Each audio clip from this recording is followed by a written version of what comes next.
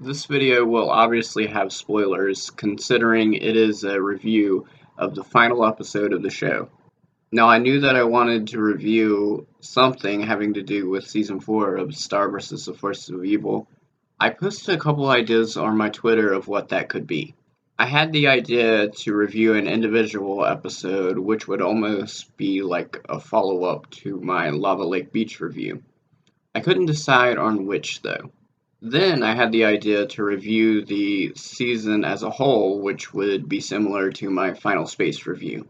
After I saw this episode, though, I felt as though it was probably the best option to go with, as there is actually a lot that happens within this episode. Unfortunately, there is no answer to my theory, so we'll just ignore that. So now, if you didn't know, Star vs. Force of Evil is one of my favorite shows of all time. It started out as just being a pretty funny show, something similar to SpongeBob, but somewhere down the line, in the middle of season 1, it decided that it wanted to be more than that. All of a sudden, the show had a narrative. Well, kind of. As for the most part, the Star and Marker stuff didn't change very much. The main villain of the show, Ludo, wanted the wand in the same vein Plankton wants the secret formula, which both weren't really meant to be taken seriously past being comedic. Ludo finally gave up and decided that he needed a second in command. This is where Toffee came in, who, much to my surprise, became one of my favorite villains of all time. Toffee was more patient than Ludo, using each fail to get the wand as a learning experience rather than take nothing from it. Actually, it was due to Ludo failing as to why he nearly succeeded in the season 1 finale. Either way, we aren't here to talk about season 1, we are here to talk about the finale. And what a finale it was, and I'm sure that everyone is happy with the way that the show ended and are ready to move on. Oh, well, I liked it at least. In fact, I'm perfectly okay with the show ending. Whereas, yes, more episodes would be cool, I think the most important thing is that we were able to live it in the first place. But hey, the petition is in the description if you really want to sign it. Season 4 of the show was certainly different in many ways. One of the most disappointing aspects, in my mind, was the intro.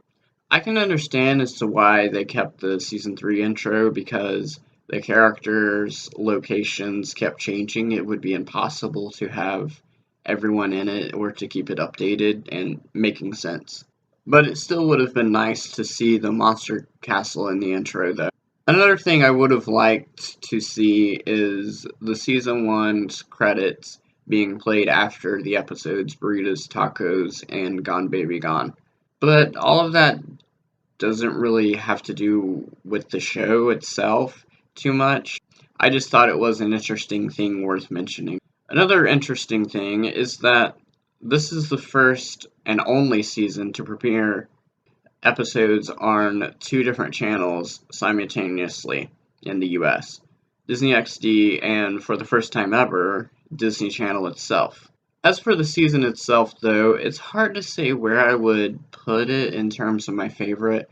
There were only two episodes of the season in which I didn't like: The Ponyhead Show and Queen Napped, both Ponyhead featured episodes, in which she caused the problems and it never really led to anything. They were supposed to increase the popularity or acceptance of Queen Eclipsa amongst the humans, but that would later come in the season in much unrelated circumstances. Every other episode of the season was either solid or pretty forgettable.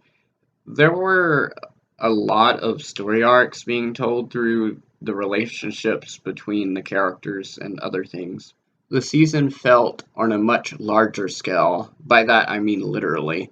Muni had the monsters living in nice houses, and then Moon, River, and the rest of the humans almost accidentally causing a camping society outside of the kingdom. Most of the season, however, took place within the Monster Temple, in which would have Eclipsa, Globgor, Meteora, Glossaryx, Star, and Marco all living there, with Janna appearing as well. The Monster Temple would take host to the fan favorite story arc, that being of Starco. And it had a lot of twists and turns to it. Love triangles, to one point, even a love diamond. But it ultimately all came to a close with Marco accidentally confessing his love to Star, and her doing the same, and them being a couple.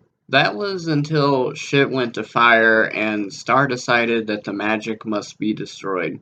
The magic is, of course, what brought the two together in the first place.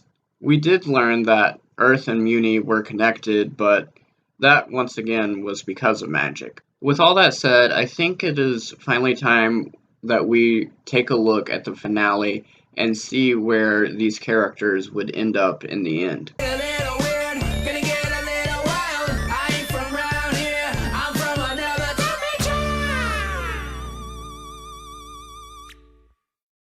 The episode starts with Star telling Marco, her mom, and Eclipsa that she wants to destroy the magic.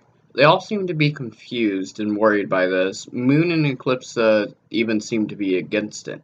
Star asked Hekapu to open up a portal to the magic realm, and she does. You're made of magic!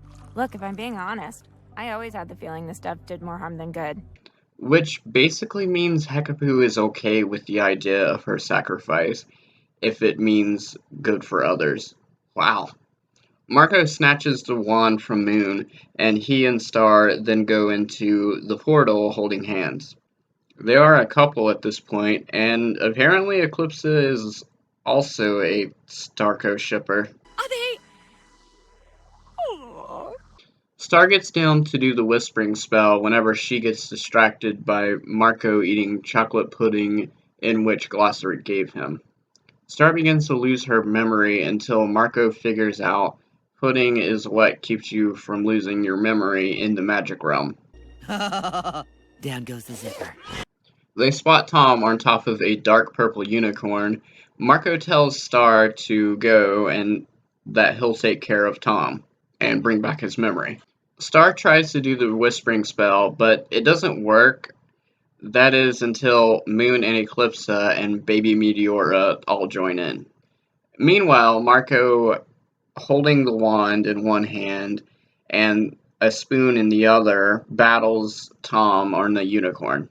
Marco then jumps towards Tom, feeding him pudding, but is freaking impaled by the unicorn's horn in the stomach, which is the real-world equivalent to getting stabbed in the stomach by a knife or a sword. It would obviously hurt, but Marco's love for Star gives him the strength to venture forth. As the unicorn escapes in Jaws fashion and begins to head toward Star. The Forest Queens are still doing the whispering spell whenever the past queen's ghost come. Moon is happy to see her mom, but Eclipsa can't even look at hers. It's hard to tell exactly what happened between those two, but it obviously wasn't good. Mina shows up in the magic realm, flying towards them, but Solaria gives her a mean look, basically telling her, "Stand down, soldier." But Mina just freezes in confusion until the unicorn comes by and beats the crap out of her. The unicorn then heads towards the queens whenever Tom and Marco show up. Marco jumps off of Tom, grabs onto the horn, and literally flips over the unicorn. Damn, that's actually badass. The unicorn is about to attack, but the magic is destroyed, turning it into a dark green puddle, basically. Glossaric tells Star he thinks that she made the right decision, knowing that he will die from this. The portals are closing, and Marco asks Star, Yeah, okay, but what's the plan for seeing each other? There's a plan, right? Marco starts to realize there isn't a plan, and this is whenever she hugs him and starts crying. The queens go into the Muni portal, leading them to Glossaric's temple, which may or may not still exist now. Star then jumps back into the magic dimension as she doesn't want to leave Marco. The Earth portal already closed, but Marco never left, and they both stay there hugging. The magic dimension is destroyed, and Star wakes up in Muni. River hugs her and Moon apologizes. Then a battered and sick Mina shows up. Moon offers to help her, but she doesn't want it and goes into the woods. Star then goes to see Ponyhead. Ponyhead cheers Star up by telling her that everyone is okay and what they are doing. Kelly is back on her world on an adventure. Talon is in the bar bragging r/that happened style. The Magic High Commission are dead. Alright, last slice. Who wants it? Amratraxis? Romulus? Snakes? Nobody? And that Marco is on Earth with Jana. Meanwhile on Earth, Marco wakes up in a stretcher and his stab wound is gone. He then sees a portal and Jana distracts everyone so Marco can escape. Star on Muni sees the portal as well, and they both run towards it.